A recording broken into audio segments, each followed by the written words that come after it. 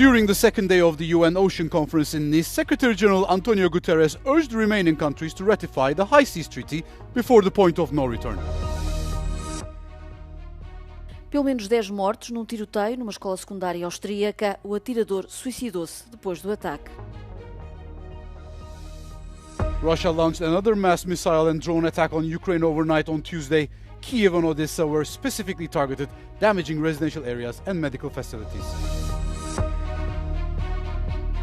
The Israeli Navy says it has attacked docks in Yemen's rebel-held port city of Hodeidah.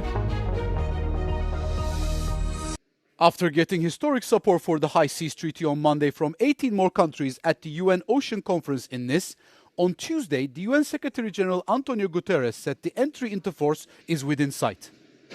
Guterres urged the remaining nations to join quickly as the pact is just short of 11 more countries to take effect and become legally binding.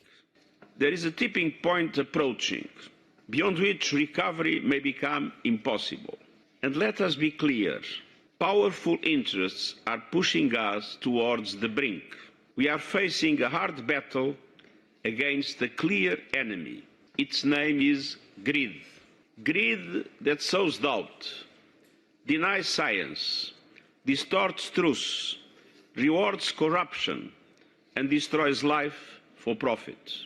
If it comes into force, the treaty would be the first legally binding agreement to protect biodiversity on the high seas, which cover nearly 2/3 of the world's oceans. Stressing the importance of sustainable fishing, ending plastic pollution and seabed mining, Guterres also reminded that climate change goals cannot be ignored. Last year, for the first time, the annual global temperature was 1.5 degrees Celsius hotter than pre-industrial times. Scientists are clear. That does not mean that the long-term global temperature rise limit to 1.5 degrees is out of reach. It means we need to fight harder, and the ocean depends on it, and so do we. It is considered vital to counter overfishing and climate change and to meet the global 30 by 30 conservation goal.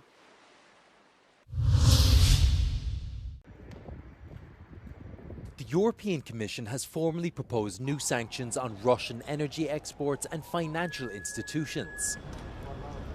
The measures would curb operations of firms linked to the Nord Stream gas pipelines in the Baltic Sea, expand the blacklist of Russia's so-called shadow fleet, and target Kremlin-backed banks that facilitate international fund transfers. Our objective is very clear. We are reiterating the call for a full, unconditional ceasefire of at least 30 days. This pause in hostilities could serve as a vital step towards reducing civilian suffering, allow space for meaningful talks for a genuine peace. If approved by member states, it would mark the EU's 18th sanctions package against Moscow since the launch of Russia's full-scale invasion of Ukraine. The most notable feature of the package is a proposed reduction in the G7 imposed price gap on Russian oil, first introduced in December of 2022.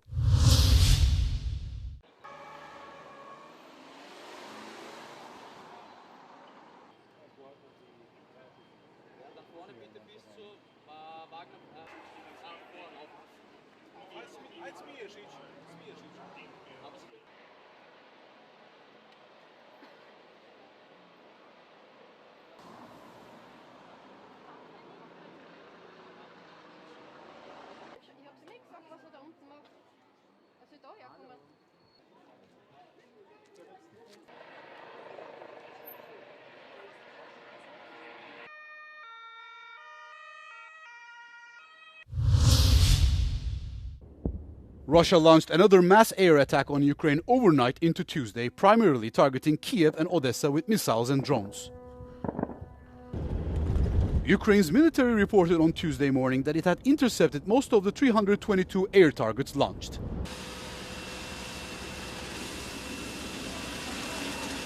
In southern city of Odessa, 2 people were killed, an emergency medical station was destroyed, and a maternity hospital was damaged.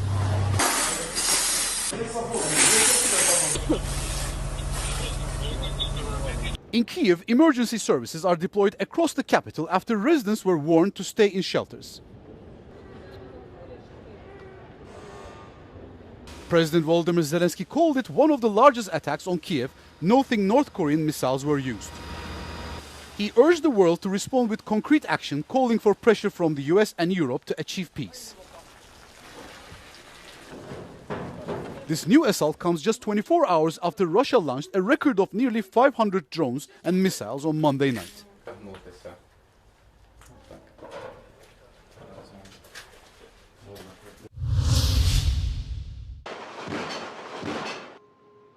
The Israeli Navy says it has attacked docks in Yemen's rebel-held port city of Hodeidah, marking the first time its naval forces have conducted strikes against the Houthis. Late on Monday, Israel issued online warnings to Yemenis to evacuate from the Ras Isa, Hodeidah, and Al Salif ports. It accused the Houthis of using the seaports to conduct attacks. Hodeidah is also the main entry point for food and other humanitarian aid for millions of war-stricken Yemenis since the Houthis seized Yemen's capital in 2014.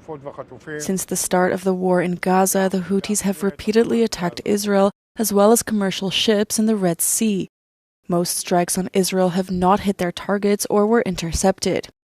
Writing on social media, Israeli Defense Minister Israel Katz threatened the Houthis with a naval and air blockade if attacks on Israel continue.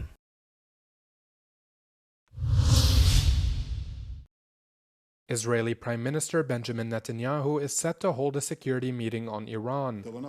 It comes after his conversation with U.S. President Donald Trump on the matter, which Israeli media reported to have lasted around 40 minutes. Trump was asked about the call with the Israeli premier but did not offer much detail on the matters discussed, instead insisting that it went very well and smooth. The meeting will include Defense Minister Israel Katz, Strategic Affairs Minister Ron Dermer, and Shas Party Chairman Aryeh Deri. Also taking part in the meeting are far-right ministers Itamar Ben-Gvir and Bezalel Smotrich, who run the National Security and Finance Ministries. Ben-Gvir and Smotrich are typically not included in such high-level conferences. The meeting comes as Tehran is expected to respond to a U.S. proposal over its nuclear program. Washington has reportedly proposed to allow Iran to continue enriching uranium within their nation at low levels and for a limited time period.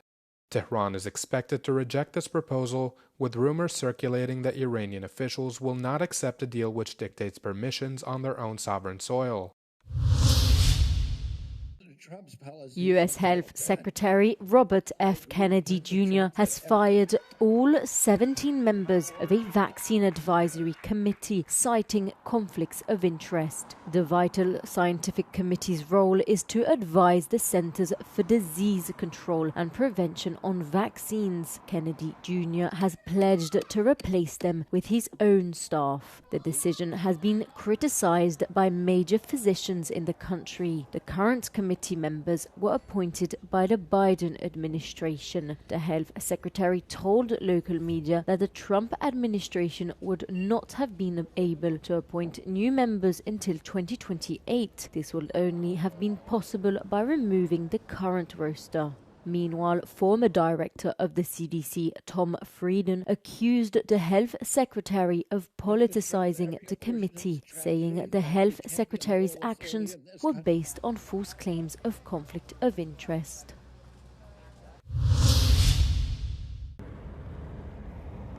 Driving along Portugal's roads, there is a constant sight: eucalyptus trees as far as the eye can see. The highly flammable eucalyptus, considered partially to blame for reoccurring deadly fires, is the most widely planted tree species in Portugal. Production ends up at mills like this one owned by Navigator, Europe's largest producer of printing paper and one of the world leaders in the paper sector. Navigator wants to promote sustainability and is launching products such as moulded cellulose, an ecological alternative to plastic. Este produto parece de plástico, mas na verdade tudo aqui é feito à base de celulose. Tudo vem da pasta de papel. É em embalagens como estas, supostamente mais ecológicas que o plástico, que a Navigator, uma das maiores gigantes mundiais da produção de papel, quer apostar. This and other products are the result of the work of RAISE, a research institute almost entirely funded by Navigator. But is this a form of greenwashing by the industry? Sempre fomos uma empresa que primamos pela sustentabilidade e o facto de avançarmos para este tipo de produtos Não é claramente greenwashing. For navigators head of forestry production, the problem is not the eucalyptus, but the management of forest areas. Temos que ser capazes de desmontar a narrativa sempre um pouco negativista de ligar uma espécie a um problema. O problema que nós temos é uma ausência de gestão, seja ele sobreiro, pinheiro, eucalipto. E, na verdade, aquilo que acontece em Portugal é que continuamos a ter uma narrativa de uma espécie não grata e que, infelizmente, não é esse o problema. E, portanto, levamos depois a resolução de todos os problemas para mais legislação restritiva para o eucalipto, quando aquilo que deveria haver era ajudar ao proprietário a conseguir gerir melhor. Let's go a few kilometres further south. In Tomar, well-managed properties coexist with others where the undergrowth is untreated and eucalyptus bark is piling up. This forestry expert from the environmental association Quercus tells us about the dangers posed by monoculture. A monocultura coloca um perigo da continuidade espacial, ou seja, em termos de riscos, quando há um incêndio é muito mais difícil parar do que se houver uma zona com vales agrícolas, com uma galeria ripícola, com freixos, com outras espécies mais resistentes ao fogo que façam também abrandar a intensidade do fogo e, portanto, ser mais facilmente combatível. Para além disso, também ao nível da biodiversidade, convém haver várias espécies de árvores para haver várias espécies de habitats associados às espécies de animais que lá ocorrem. Paper manufacturers insist that the increasing presence of eucalyptus in forests is not a problem, but this position is far from being the consensus.